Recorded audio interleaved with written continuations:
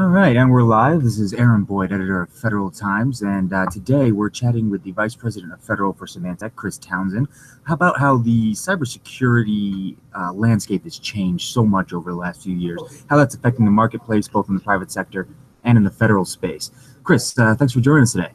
Oh, thanks for having me, Aaron. I appreciate it. So, walk us through it. From what you've been seeing, you've been in and out of this space for years now. How, as we've moved beyond just firewalls and antiviruses, what does the cybersecurity marketplace look like today? It's a great question. We have seen tremendous evolution, especially over the last few years. That evolution continues to accelerate as our ability to communicate over IP continues to grow and accelerate. And you think about the different modes of communication we have and how that's evolving. Our ability to secure that communications channel, which is essentially our internet and our data, is evolving very quickly as well. So you go back to the early days. I've been doing cybersecurity since the late '90s, and it was about connecting the trusted network to the untrusted network. Right? You needed to connect your website to the internet. You put in a firewall to protect your trusted from the untrusted, and then as you realized there were other security threats, you started to deploy other security tools. We've evolved well beyond that today, where now we're adopting cloud and mobile and borderless technology, and our data is no longer locked up in a data center someplace. It's out in a cloud environment or out in somebody's mobile device. So the way that we secure our environment really has to change. We have to get out of this, what I call kind of a club and shield mentality. If you think about how we wage war to defend the nation, it started out somebody, the first caveman walked across the valley and picked up a stick and whacked the other guy and took something out of the cave, and then he came back with a shield and a bigger club the next day. That's kind of how our cyber platforms have evolved. And when things really fundamentally changed is when we got into this integrated command and control platform approach, an architecture approach. We're able to coordinate air, sea, land, and space as an integrated fighting platform or defense platform. We need to make that transition in cyber, and we really haven't done that yet. We're still in this tools, club and shield mentality. Hey, we get a new threat, we go out and buy a new tool. But now we have tool overload in most of our federal agencies. We really need to get our arms around that, take a step back. We have an opportunity to do that with the executive order and the IT modernization initiative. Really take a step back and start to think architecturally about how to build a cybersecurity system where we leverage all this great innovation that's happening and across all of the vendors out there, and not think that there's a new silver bullet technology and run to buy the latest shiny object or tool. Right, but at the same time, as you do the military analogy, right? Having that structure in place is eminently important, but you still need the fighter plane, you still need the bombs, you still need the guns and the soldiers. So as we're rethinking cybersecurity in a holistic way, how do we make sure that we're still seeing those new cool, shiny tools, and how do we incorporate them without just getting that tool overload? Great question, and it's about building to a common operational standard. So I was at the Alamo Ace conference a couple weeks ago meeting with some of the Air Force folks, and we talked about the fact that you've got all these cyber tools out there, and all of the vendors in the market are doing a great job in innovating, right? We're all building machine learning and AI into our platforms and coming up with better ways to defend against these extremely agile threats that we have. But until those tools start to work together, we're still in this siloed approach. And to get a common standard that allows all these systems to work together as an architecture rather than as a plane, as a warfighter, as a tank, but have that integrated command and control platform. It's really about building to a standard. So where I was going when I was talking to an Air Force general last week at an Alamo Ace, and they said, look, when we build an F-35, we have 3 standards. And anyone building to components to that F-35 have to build to that standard. So we know all of those systems will integrate in the way that we need to do to deliver that integrated weapons platform, right? The F-35 is a very complex weapons platform with multiple components that make it what it is, but they all build to a standard and work together in a way that our cyber platforms don't do that today. And if you look at the approach that Symantec's taken over the past couple of years, we're really looking to build that platform approach, right? We acquired Blue Coat. They give us the network and cloud. We've got the endpoint technology. We've got data loss. We've got identity management. We're building that architecture out because we haven't seen that from a standardization standpoint across all cyber. So we're doing that in-house. But look, we realize that we're not going to be the end-all solution for security. We're going to need other components. We're going to need other tools. We're going to need more innovation. And that's really about building an architecture around a common standard. Yeah, because I could see that there's really like three ways that could play out, right? Either one, you could have standards emerge where just everybody within the sector says, you know what, this is the best way to do things, and we're just going to do it that way because it's what we've all agreed upon. Right. You could do it through a policy and regulations, like with the F-35, right, where the government says these are the three ways you can do it, so everybody matches that. Yep. I think in this space it might be a little harder because while the government wants to buy the private sector's stuff, they can't really regulate how they do it. And then the third, of course, would just be to let the market sort itself out, right? If this is the imperative, if this is the way we're going, will the market just get there? From your perspective, having worked at several companies in this space, is one of those going to work? Is it a combination of them? How are we going to get to a place where you have all of these companies doing things and new stuff coming in all the time? How do you standardize that? Has to be a combination. It has to be, the Styx taxi effort, for example, that DHS, DHS has been looking to drive that standardization around the Styx taxi initiative. We have, representation on the Styx taxi board, as a lot of other cyber entities do, and we're working together to develop that standard. If that's the standard, great. But if it's not, we need something along that line. And certainly our federal customers could build into their requirements, RFPs, RFIs. Hey, does this comply with Styx taxi? So you get that interoperability. We're seeing some great collaboration that we haven't seen in the past with the Cyber Threat Alliance as well. So Symantec is a member of the Cyber Threat Alliance, as are some of the largest cybersecurity companies out there. And with the Cyber Threat Alliance today, it's really about threat sharing, and we're seeing some great progress there around threat sharing. We can continue to evolve that partnership on the Cyber Threat Alliance for industry to start to develop standards for interoperability as well. I mean, at the end of the day, even though each of us want to win in our respective silos, in a competitive market that we're in, we all care about improving cybersecurity for our customers, whether it's the federal government or the banking industry or industrial control systems, whatever it is. First and foremost, we care about solving or addressing this cyber challenge that, frankly, we're not doing a very good job at today, and we need to collaborate better to do that. And it's collaboration, across industry and between government and industry. One of the things I throw out here, don't mean to cut you off, but we talk about the F-35, we talk about the weapon systems. One other pet peeve that I have in terms of our national defense, our cyber defense, is we continue to publish our architectures for things like the Trusted Information Connection standards in civilian, or the JRSS stack in DoD. We don't do that with our weapons platforms. We don't publish the technology that's in the F-35. We don't publish the designs. We don't publish the schematics. We shouldn't be doing that with our cyber platforms either.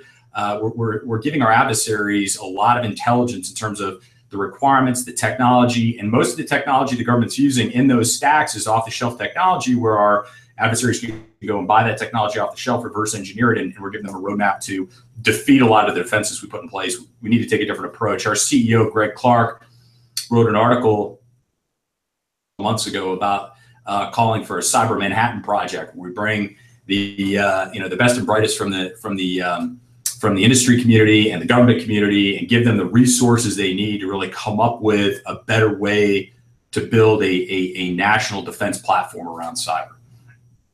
But that kind of reminds me of security through obscurity. I mean, in the cybersecurity world, that's kind of persona non grata these days. Are you suggesting that when it comes to military and high-end defense applications, obscurity could still be a useful tool? Absolutely. I mean, the first thing a adversary will do, or a bad actor will do, is reconnaissance, and we're essentially publishing all of the reconnaissance data that they need to gather, and taking that step and that work away from them, and giving them an opportunity to figure out how to defeat our defenses. I mean, we want to be as open as we can, but we need to balance that with the need to improve our cyber defenses. And I think publishing the requirements, the architectures, and the technology we're using to defend is probably not the best way to go. And like I said, we don't do it with our weapons platforms, for sure. So as far as when it comes to buying these things, maybe do things more like reading rooms like they did with CDM, stuff that's more behind the scenes versus publishing those things in the open. Sure. Absolutely. Interesting. Great. So let's say I work at an agency, right? And I'm in charge of the cybersecurity posture and getting the right tech, make sure everything's in place and doing the right things. I'm on the clock right now because things are happening, and chances are, if I'm at a federal agency, my tech's probably a little behind the game when it comes to cybersecurity. So, with these things in mind, the idea that we have to look at it holistically, we have to get toward a standardized way of doing this so we don't get tool overload. What should I keep in mind? How should I be thinking about the way that I'm building my requirements, my acquisitions, to get the right tools and make sure that it all works together, and to support this plan, right? And to support the greater standardization, right? To help the market move that way. You need a plan. And going back to the opening question about how our cyber approach has evolved, we built out our cybersecurity environments very reactively as the environment evolved, right? So again, connecting the trusted network to the untrusted network, we put a firewall in. Then we realized we need to look behind the firewall, so we put an IPS. And we realized we need antivirus. So we built things out that way. We really need to take a step back and look at our risk mitigation strategy. Where are our most valuable assets, and how do we start to invest our limited resources, people and funds and technology at where our most critical assets are? And does our cyber investments and the time that we're spending on cyber map back to our risk mitigation plan? Does it map back to the cybersecurity framework? Do we have map to our mission requirements, right? It's easy, like you say, we're in reactive mode, we're operating environment, we find out, the latest piece of ransomware comes out, we kind of scramble around. Do we have, the technology in-house? Geez, we don't know. We run out, we make a multi-million-dollar procurement, we deploy another tool, and then 6 months later, we realize something we bought 4 years ago had been updated to prevent against that. And now we've created this additional complexity, which really is the enemy of a good security posture. So what do I need? I mean, is the answer going out and buying a Symantec platform that fixes that, or is there? No, no, it's building an architecture, Aaron. It's mapping out, taking a look at your risk mitigation plan, where your most critical assets are, taking a look at what your mission requirements are, where you're really trying to go, and building a vendor agnostic security architecture of, hey, how do I get there? How do I need to secure my network? How do I need to secure my endpoint? What do I need to do to secure the data?